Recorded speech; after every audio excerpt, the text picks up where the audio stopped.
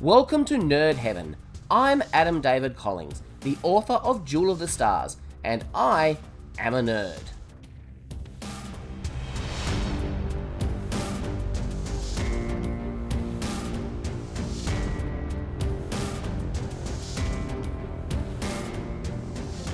This is episode 26 of the podcast.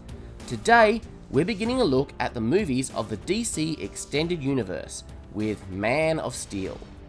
The description on IMDb reads, "An alien child is evacuated from his dying world and sent to Earth to live among humans. His peace is threatened when survivors of his home planet invade Earth." The screenplay was written by David S. Goyer, based on a story by David S. Goyer and Christopher Nolan. It was directed by Zack Snyder, and the movie first released on the 12th of June 2013. And this podcast will contain full spoilers for the movie.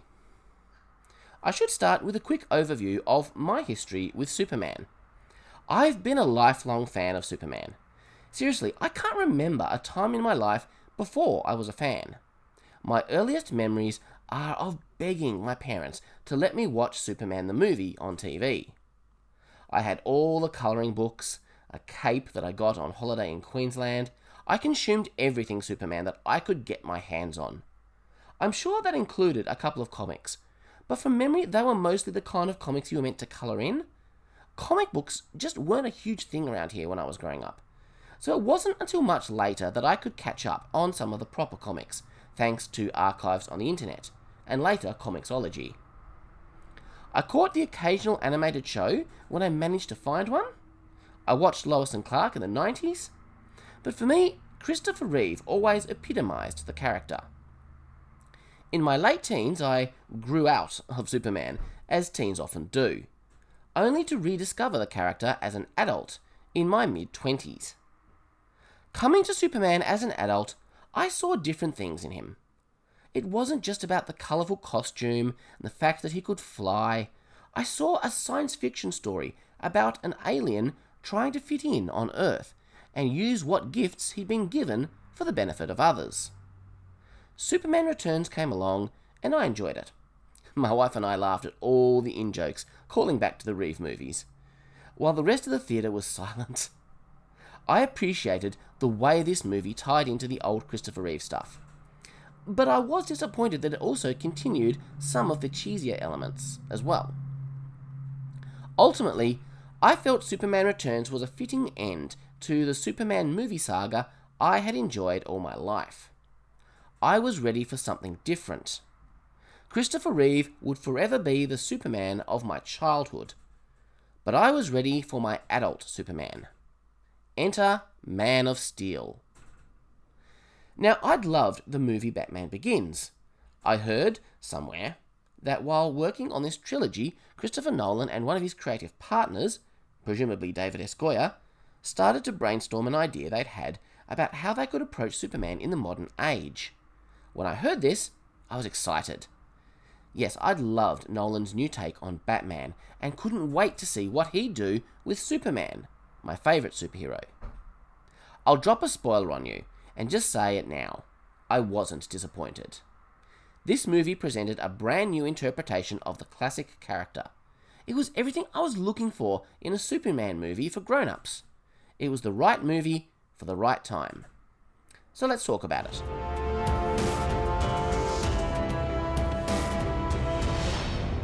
The movie starts with the deep, resonating tones of Hans Zimmer's iconic score. I love the music in this movie. In the lead up to seeing it, I was wondering how they could possibly create something as memorable and as iconic as John Williams' Superman theme. Hans Zimmer delivered something very, very different, but just as awesome. It's not the kind of music you can hum. It's a modern theme for a modern movie.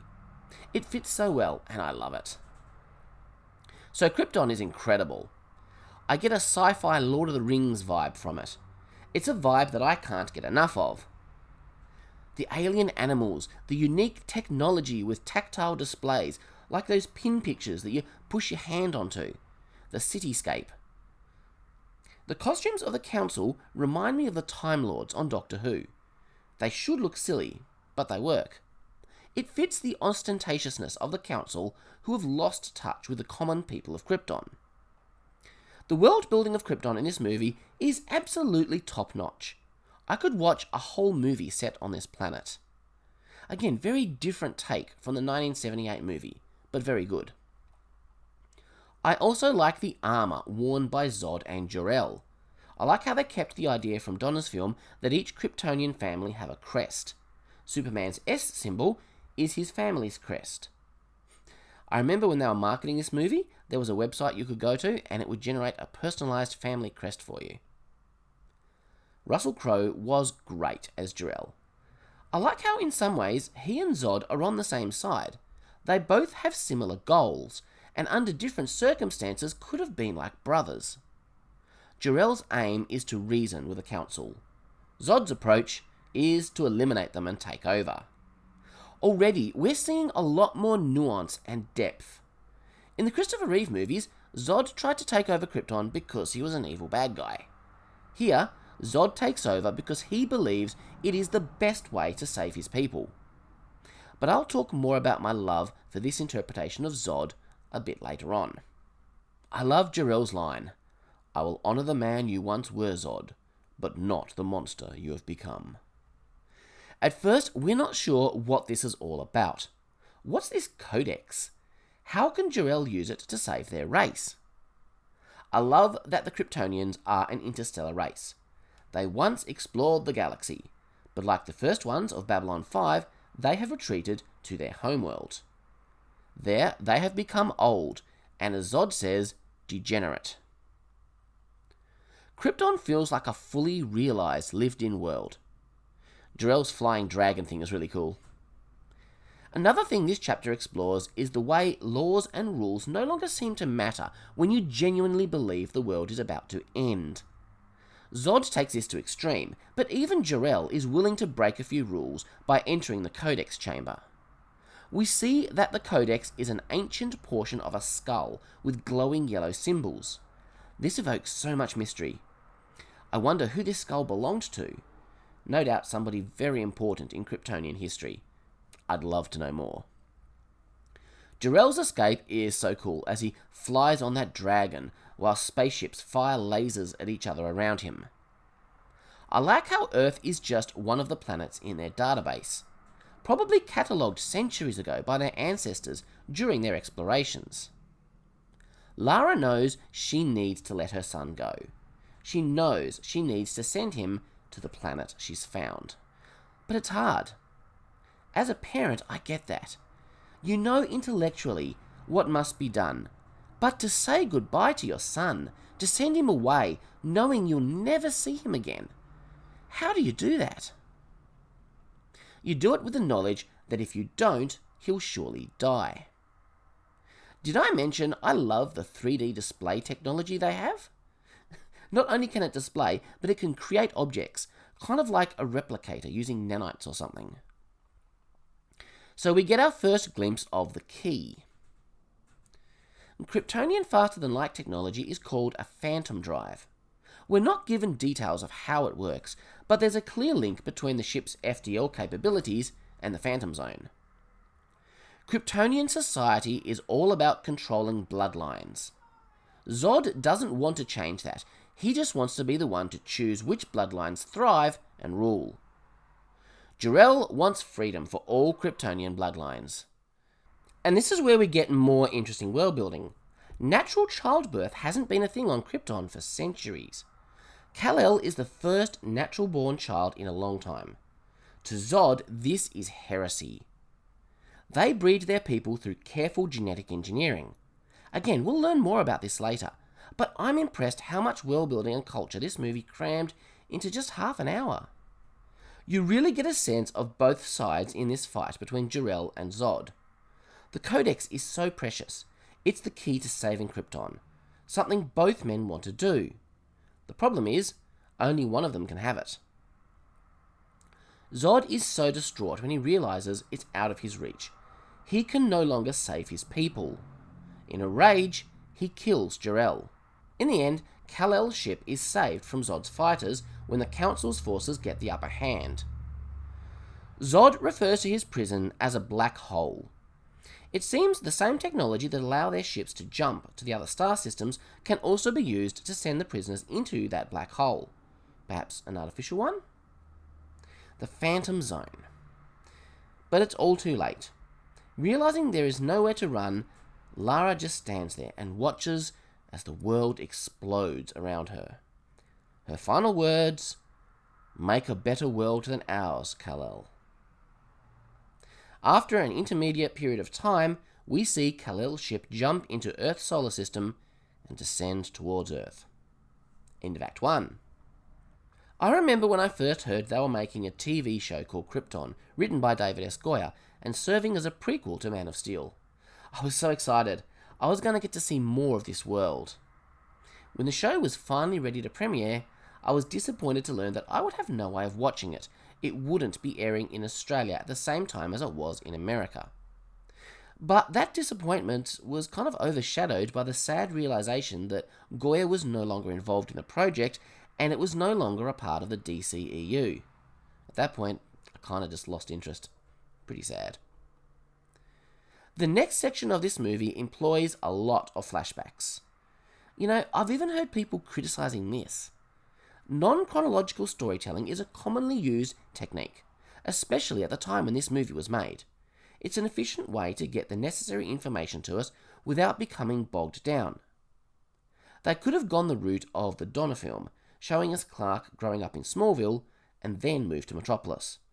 And that's a valid way to do it, but we wouldn't even see an adult Superman, nor the actor playing him, until around halfway through the movie. This is a modern movie, made with modern sensibilities. It works. I like how we actually get to see some pre-Superman adult Clark. In many tellings of the Superman story, Clark spends his early adult years travelling the world, learning all he can about Earth and its various cultures, before finally putting on the suit. We've never really seen this part of the character's life on screen before, although Lois and Clark in the 90s regularly referred to it as backstory during the first season or two. I like that we meet Clark here as we've never seen him before. A bearded man, unsure of himself, working on a fishing boat. It could be argued that Superman shouldn't be able to grow facial hair, but hey, this is a particular interpretation of the character. And I like it. It's just a step toward him becoming the character we know. In the oil rig rescue scene, we see Clark has superpowers, but not infinite power. I liked how we saw him struggling and straining to hold the weight of that massive structure. Clark doesn't yet know his limits, so his actions here are brave and selfless, traits he learned from his adopted father. Our first flashback takes us to Clark's early school days. We see him struggling with his senses, his X-ray vision, his super hearing. It must be terrifying for the poor kid. He doesn't understand why he's like this. He doesn't know how to control these powers. It's a fantastic scene. "The world's too big, Mum." "Then make it smaller. Focus on my voice. Pretend it's an island in the ocean." Not only is this a beautiful character scene that shows how his mother helped shape who he would become, it also nicely foreshadows some cool stuff that will happen later. Little scenes like when Clark has to steal the clothes from the car after his were burned up in a fire add some nice believability to the world. These are the practical things he has to deal with. When he sees a school bus, it triggers another memory. The bus crash scene gives Clark his first chance to use his powers to help others. Maybe for the first time in his life, they're not a burden or a curse. They're a gift. A gift he can give to others. And we hear Zimmer's Man of Steel theme play again as Clark pulls the bus from the water. This movie allows Lana to see him do what he did. But who will believe her? People are starting to notice Clark, and that really worries Jonathan. He loves his son, and he'll do anything to protect him. Now, this is a somewhat controversial part of the film. An important part of the Superman mythos has always been the way the Kents raised him. They instilled into him the values that defined what it meant to be Superman.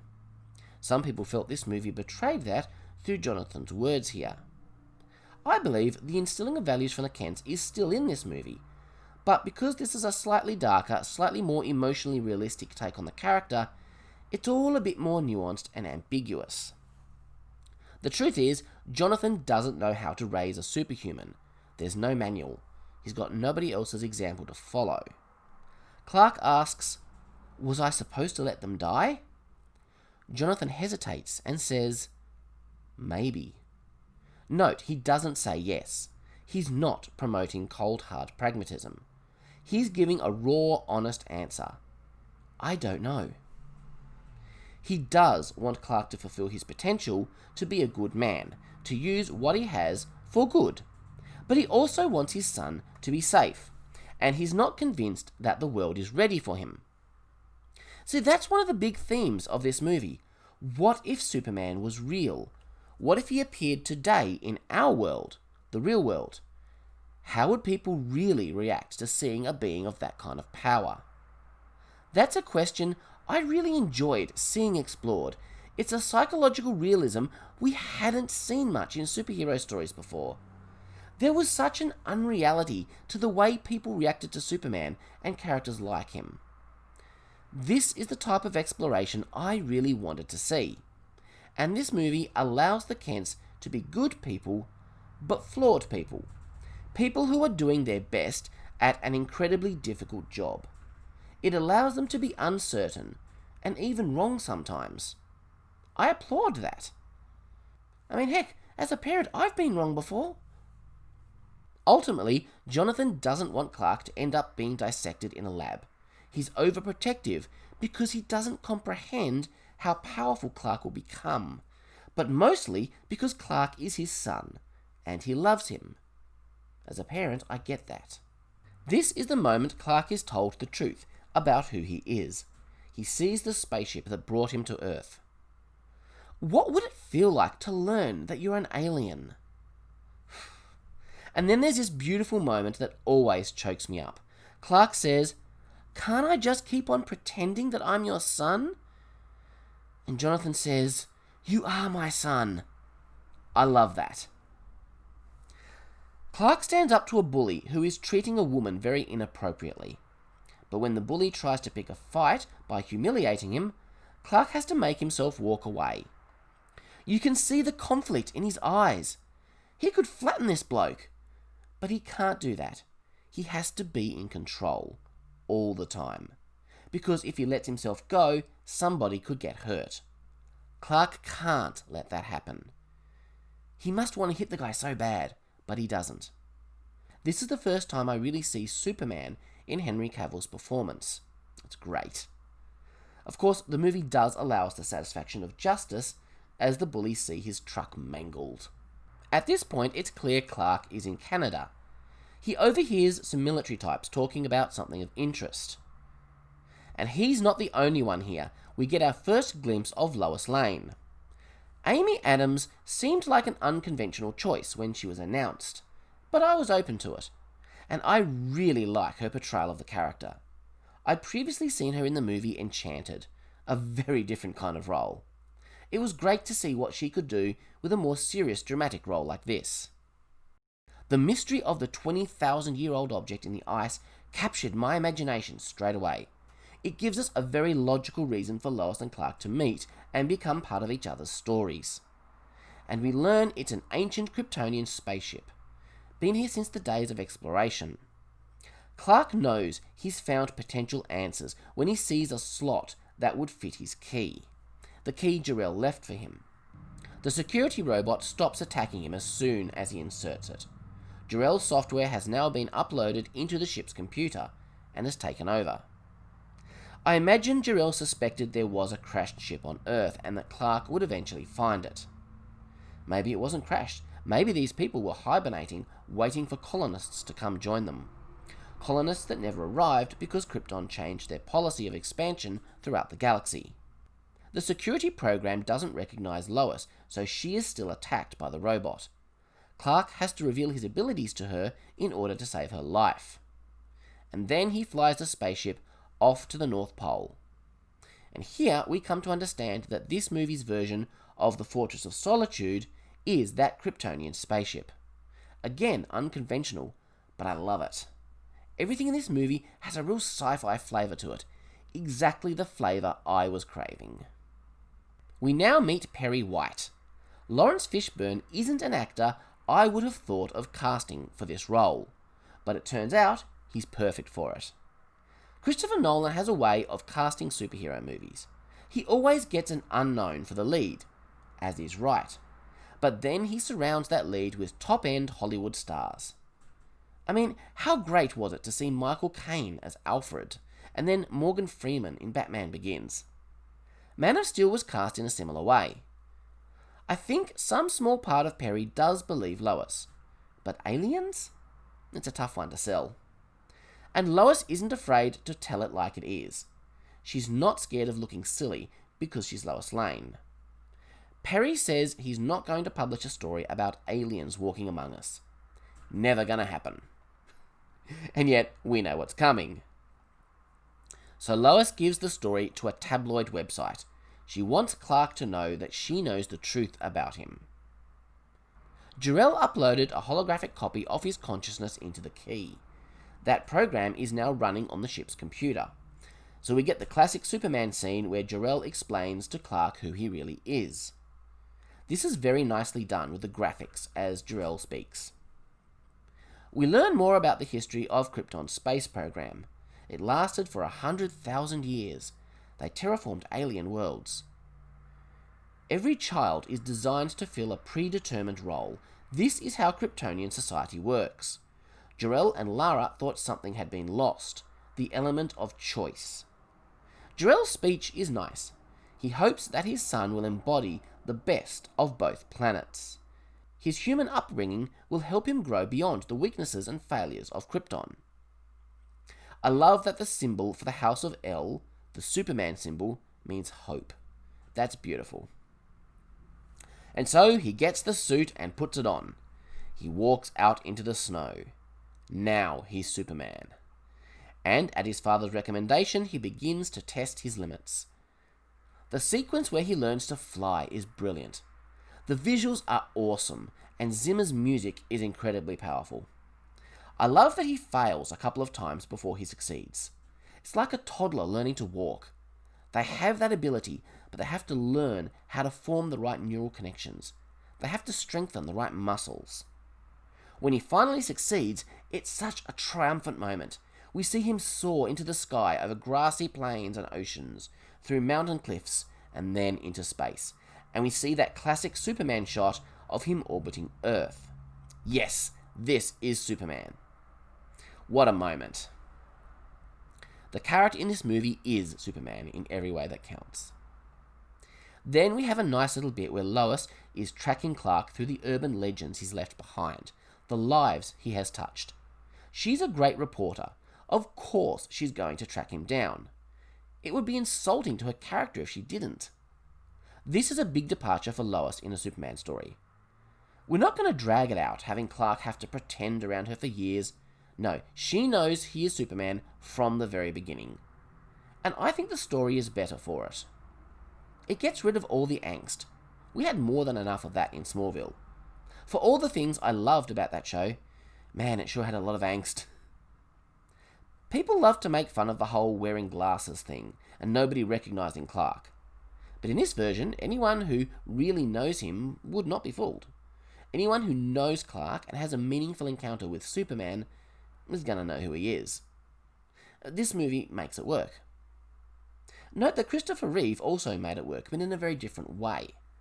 The way he changed his performance between Clark and Superman was incredible. Two different approaches, both good. I gotta say, they cast the adult and child versions of Pete Ross very well. I totally believe they're the same person. When we see Lois approach the Kent farm, we know she's reached the truth. It's very satisfying. Clark doesn't want his story told.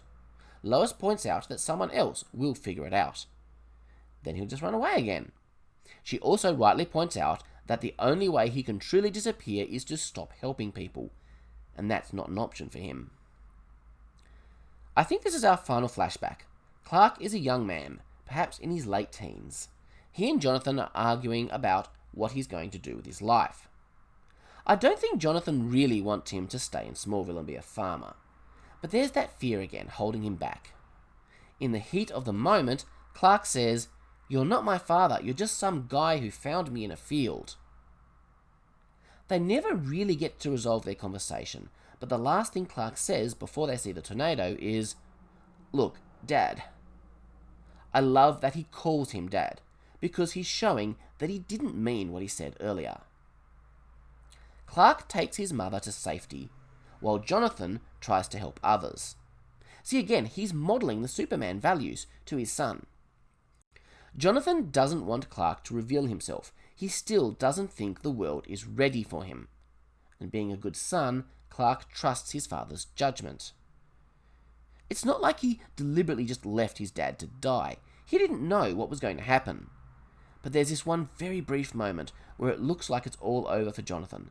Clark is going to save him, but Jonathan signals no. And he obeys. Could he have saved him? Maybe. Should he have? I guess we'll have to make up our own minds on that. Poor Clark will be asking himself that question for the rest of his life. When Lois makes the decision to drop the story for Clark's sake, Perry is pretty much convinced she's telling the truth. And then he asks the question that sums up the whole movie. Can you imagine how people would react if they knew there was someone out there like that? Martha has very mixed feelings when she hears that Clark has found where he came from, his true parents. She's happy for him, but at the same time, she's worried she'll lose him to them. Of course, that will never happen. Martha talks about how, as a baby, Clark struggled to breathe Earth's atmosphere. I love that. Just a nice little sci-fi touch to make Clark a more believable alien. I think that's important, since Kryptonians look human on the outside. And of course, it will become important later on. We meet General Swanwick for the first time. He's a cool recurring character, and I like him. And of course, Zack Snyder has revealed there's much more to this character than meets the eye. I guess we'll see how that plans out in the Snyder cut of Justice League. And horror of horrors, something is approaching Earth, and it looks Kryptonian. The little gag with the alert on the computer screen that turns out to be low toner in Lois's photocopier is pretty funny. See, these movies do have some humour in them. And this is the big moment. The aliens arrive. A UFO is spotted in the sky. Martha sees something up there. Clark recognises it. And then the lights go out. There's silence. And then the TV starts making that spooky sound. And the voice says, "You are not alone." Oh, that gets me every time. So many goosebumps. At this moment, I think we begin to understand what that plan was that Christopher Nolan and his mate had while they were writing the Dark Knight trilogy. Their plan for a modern Superman was to treat it as a serious science fiction story. They realised that the minute Superman is revealed to the world, it's a first contact story. And as soon as Zod appears, it's an alien invasion movie.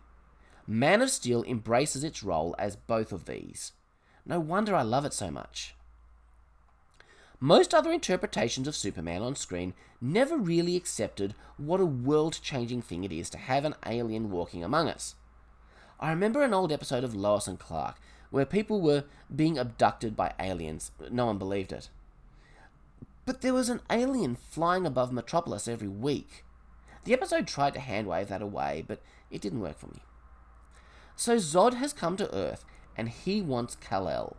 If he doesn't turn himself in, Earth will suffer the consequences. I love the moment when the power comes back on, the globe explodes, and Martha jumps. Such an honest moment. We're all feeling the same way. The tabloid rats Lois out. Lois Lane knows who this guy is. The FBI are after her. The government want to find this alien because the survival of the human race is at stake. There's a nice little scene where Clark goes to a church to consider his options. The movie is subtle about it, but there is a clear indication that Christian faith was some part of Clark's upbringing. And I was wrong, there's another great flashback. Clark is being bullied, forcing himself not to fight back, and Pete Ross, who had previously bullied him too, gives him a hand up. I guess they became friends after Clark saved his life. Jonathan asks if they hurt Clark. You know they can't. That's not what Jonathan meant. He's referring to emotional hurt. Clark's self-control, his deliberate choice not to use violence against others, is an important part of his arc in this movie. Good man or bad, he will change the world. Clark confesses to the pastor that he is the alien Zod is looking for. The pastor's not sure how to respond to that. And there's a symbolic picture of Jesus behind his head as Clark talks. It's obvious Zod is a bad guy, but can Clark trust the people of Earth? Sometimes you have to take a leap of faith first. The trust part comes later. Clark makes the decision to surrender himself to the US military, but he wants them to release Lois. He submits to the handcuffs because it makes the soldiers feel more comfortable. You don't control me, and you never will, Clark says. But that doesn't mean I'm your enemy. Clark lets them turn him over to Zod. That's why he's here. He's sacrificing himself for the sake of Earth. The Kryptonian shuttle is cool, as is the breathing mask. Fiora says Zod wants Lois as well, and she agrees to go. At this point, I'm not sure why they want Lois. The movie wasn't great at explaining it. This was perhaps the biggest plot weakness in the movie for me. Clark has an escape plan for her. He gives her the key. Installing the Jor-El program should give her a way off. I love that the Kryptonian ship has an atmosphere not breathable to humans. Clark is rejecting their atmosphere because he spent a lifetime adapting to Earth. He has to let this run its course.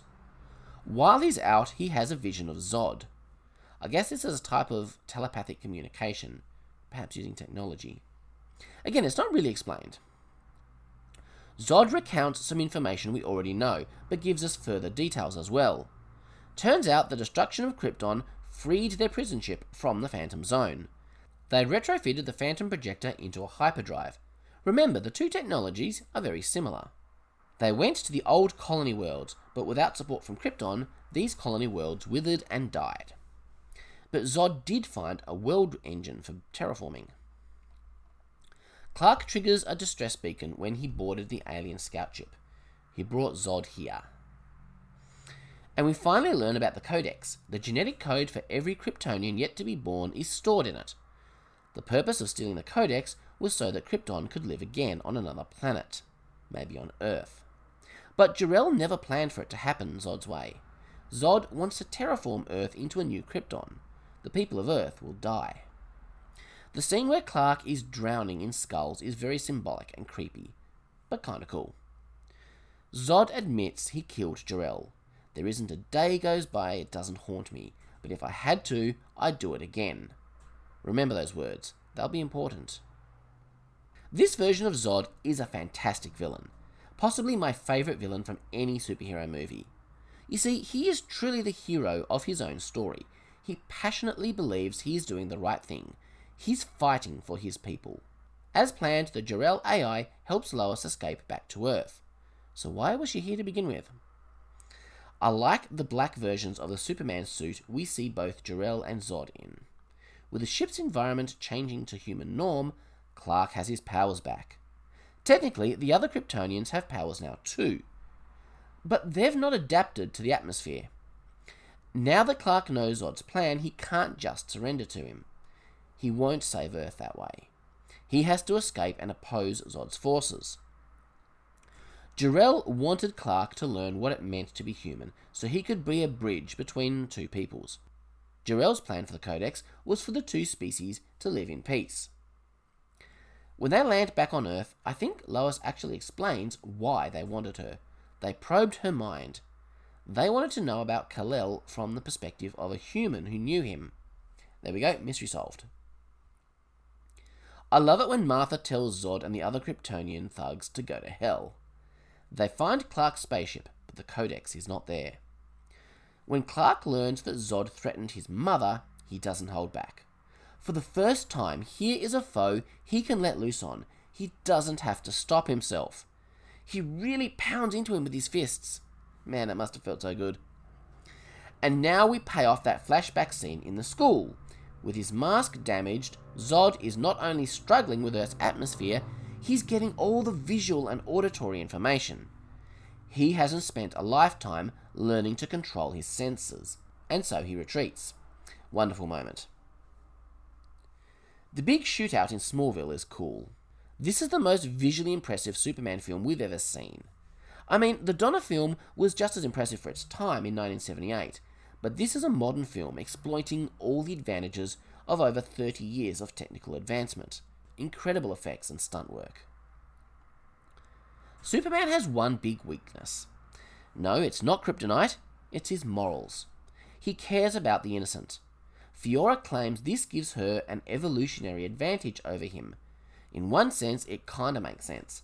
They can fight harder, to hell with the consequences, because they don't really care who gets hurt. He can't. But is she right? Or can compassion be an unexpected source of strength? The soldiers are told to engage all targets. What about the guy in blue? I said all targets. But by the end of the fight, Clark has proven himself using that compassion we talked about. In the end, the soldier says, "This man is not our enemy." They regarded Superman as an enemy at first, as they probably should, but he's proven himself, and now they know he's an ally. Fiora says, "You will not win. For every one you save, we will kill 1,000,000 more." This is also a very important line to understanding the end of the movie. The battle has been won, but it's not over. Fiora's words are no doubt haunting Clark. I love it when Martha says, "It's just stuff, it can be replaced." We learn what happens to the Codex. Jor-El stored the information in the genes of Kal-El's body. They can extract it from his cells, and he doesn't need to be alive. So they release the World Engine. They're going to terraform Earth, making it uninhabitable to humans. The World Engine is in the South Indian Ocean. The main ship hovers over Metropolis. 2 parts to accomplish the terraforming. I love how the water droplets go upward when the process starts. The noise the World Engine makes is creepy as hell. The stuff nightmares are made out of. It's wreaking havoc across the city. Clark is finally given the name Superman. That's what they're calling him. Lois knows how to stop Zod. I think Jor-El told her. They use Clark's ship as a bomb to trigger the Phantom Zone and open a singularity, sending the Kryptonians back into the Phantom Zone. I love how everything in this movie has a slightly more scientific spin, even if it's just fictional science. One of the things I love about this movie is that it allows Lois and the US military blokes to play equal parts in the salvation of Earth with Superman. They're gonna execute the plan to open the singularity, but Clark has to stop the World Engine. The scout ship has a Genesis chamber on board, which means once Zod has the Codex from Clark's dead body, he can breed a new race of people. The defensive system on the World Engine are cool. Another application of Krypton's nano-display replication technology. It's chilling seeing the skyscrapers dissolve. Brings back memories of September 11. We'll see the horrors of this moment from Bruce Wayne's point of view in the next movie. Jor-El is actually in a lot of this movie, and it's fitting because the whole narrative has been about the conflict between him and Zod. Even Perry had his moment to be a hero in the 3rd act. Superman is weakened by his battle with the World Engine, but the first rays of sunlight rejuvenate him. The climactic scene as they battle to open the singularity is filled with tension and thrills. Clark chooses to destroy the scout ship to stop Zod.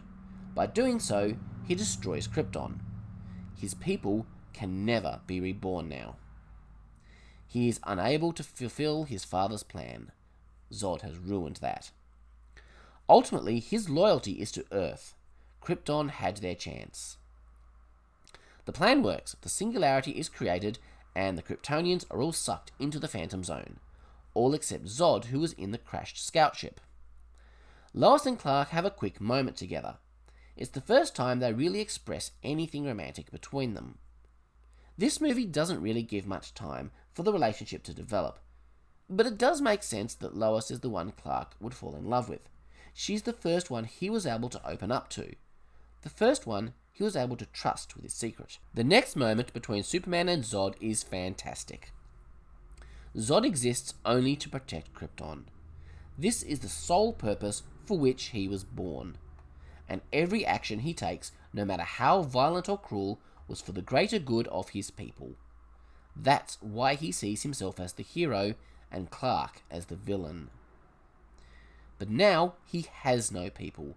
This is what Clark has taken from him. So now it's personal. Now it's revenge. Zod vows to take the humans from him one by one. He'll make them all pay. That is how you hurt Superman. It's fitting that after the rest of the Kryptonians are gone, the final showdown is just Clark and Zod. The two of them one-on-one. It's a thrilling fight, but it takes a huge toll on Metropolis. We've never seen a Superman fight like this on screen before. There's only one way this ends, Cal. Either you die or I do, Zod vows. That's important. Zod spent his life training as a warrior to master his senses. Clark may have the same powers, but he doesn't have the military training. The music in this scene is phenomenal once again, and then the moment that caused the most controversy in this movie. And I'll admit it took me a while to sort out how I felt about it.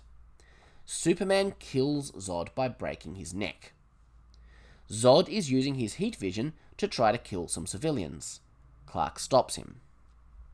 So many people felt this was a betrayal of Superman's character. Superman should never kill. I respect that opinion, but ultimately I found I disagreed with it. Some have said Superman should have flown upward to save those people, and that might have worked temporarily, but it wasn't just about these people. Zod had made it abundantly clear he would never stop killing humans. He would keep going until the end of his days. Clark pleads with him to stop. He says, never. The Kryptonian ships are gone. The Phantom Zone can't be reopened. No prison on Earth can hold him. This only ends when you die or I do. And so, Clark takes the only option he can see available to him, and it absolutely guts him. You know, having pondered it for quite some time, I'm okay with Superman killing Zod. It's because of that gut-wrenching scream he gives afterwards, the hurt he feels at having to do something he swore he would never do. Zod says there isn't a day he isn't haunted by the fact he had to kill Jor-El. Clark will also be haunted by his killing Zod for the rest of his life. Both men did what they felt was necessary to save their people. It's powerful symmetry. This is what I love about the emotional honesty of this movie. In Superman 2, he pushes Zod off a cliff with a smile on his face. In the 1989 Batman film, Batman kills a minor goon while cracking a joke. Not in my superhero movie. No, this movie takes death seriously. Death has consequences. Killing takes a toll. This movie acknowledges that, and I love that. And I think ultimately, the pain of this moment, the guilt he's feeling, will only help to further cement his desires to never kill again. The US military are trying to find where Superman hangs his cape, but he's not going to let them. He destroys their tracking satellite. How do we know you won't one day act against America's interests? The general asks. I grew up in Kansas, he says. I'm about as American as they come. Clark is interesting in that he's not human, and yet he was raised human. He has proven his loyalty to Earth, and yes, he will feel an affinity for the nation he grew up in. I'm here to help, but I have to do it on my terms, he says. In the end, the US government are just going to have to trust him. It won't be easy, but Superman has proven himself. There's a nice conversation at the end. Martha says Jonathan always believed in Clark. Clark is sorry his dad never lived to see it, but Martha says he saw it. He saw it in the boy that Clark was. And I think that's beautiful, and ultimately it redeems Jonathan's weakness earlier in the film when he said maybe. Clark has given thought to what he'll do when he's not saving the world. A job where he can keep his head to the ground, where people won't think twice if he goes into danger and asks questions. So finally, after the whole movie, we see journalist Clark Kent with the glasses. I don't mind that it took all movie to get there. It was a very satisfying moment. It made sense for the origin of the character through the plot. And I love the double meaning when Lois says, "Welcome to the planet." And I love the goofy grin they give each other. She knows it's him. Those glasses ain't gonna fool anyone who knows you, Buster. It's a nice little humorous moment to end the film on. I love this movie. It's my favourite superhero movie of all time. Probably my favourite movie full stop. Not only is it a fantastic superhero movie, but it's also a fantastic science fiction movie. It blends the trappings of Superman, the red and blue suit, the S, the flying, and it mixes it with a brilliant first contact alien invasion film. And ultimately, that's why I love it.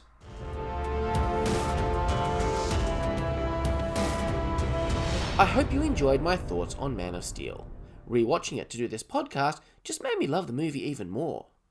Next episode, we're doing part 2 of my Lord of the Rings Read, Walk and Watch. And then, the episode after that, we'll launch right back into the DCEU and talk about Batman vs Superman. Have a wonderful week, live long and prosper. Make it so.